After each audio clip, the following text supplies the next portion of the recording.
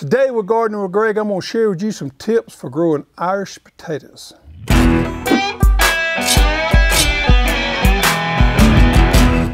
Potatoes in the nightshade family, which is the same as tomatoes, eggplants, and peppers.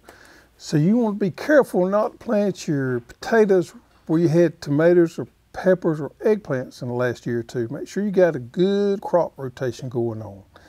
Now I like to put cover crops down to help me with my soil health. And my favorite cover crop to come before potatoes is brassicas. And my favorite brassica is mustard. So I planted mustard in my plot where I knew I was going to plant my potatoes back in the fall. And my mustard grew well.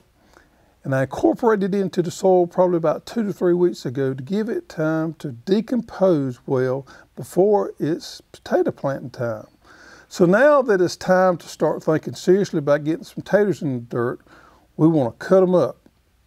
And we got 4 different varieties here that we're going to plant this year.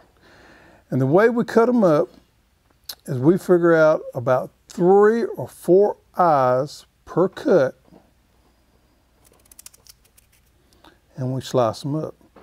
Now it ain't got to be perfect. If you get 2 or if you get 4, well, that's okay. But you want to slice your potatoes up. You want to use a good, sharp, thin-bladed knife. Now the varieties that we're going to plant this year is going to be a red potato. And it's got a real nice white inside to it. And we refer to these a lot of times as new potatoes. And we're also going to plant 3 more varieties.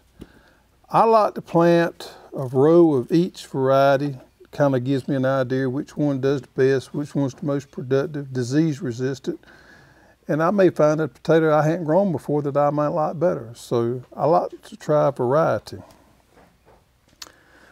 Another potato that we're going to grow is a Yukon Gold.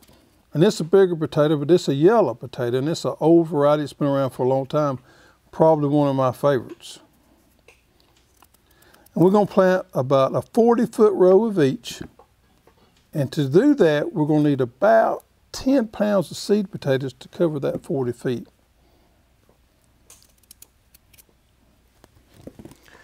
Another variety we grow is a smaller potato called German Butterball.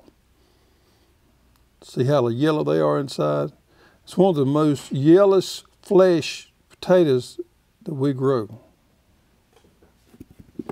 Sometimes you don't get to cut these up as much because it's simply just a smaller potato. And then we got the blue potatoes that we plant every year.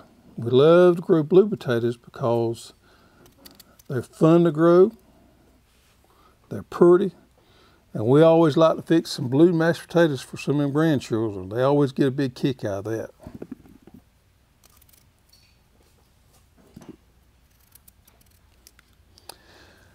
Now when we cut our potatoes up, we'll let them sit for 3 or 4 days and let them heal over. What that does is create an outer skin there. It kind of hardens it off where the moisture won't get in or get out and keeps our potatoes from rotting. We plant our potatoes probably 2 to 3 weeks before our last frost. Now in the area we live in, our last frost is somewhere in the middle of March normally. So we'll back off 2 to 3 weeks from that, and that leads us anywhere from the 15th of February to the end of February. Well, this year looks like it's going to be a warm spring, so we may kick that up and we may plant our potatoes around the 20th of February. If we say we're going to have a cold spring, then we'll wait till the end of February to plant them.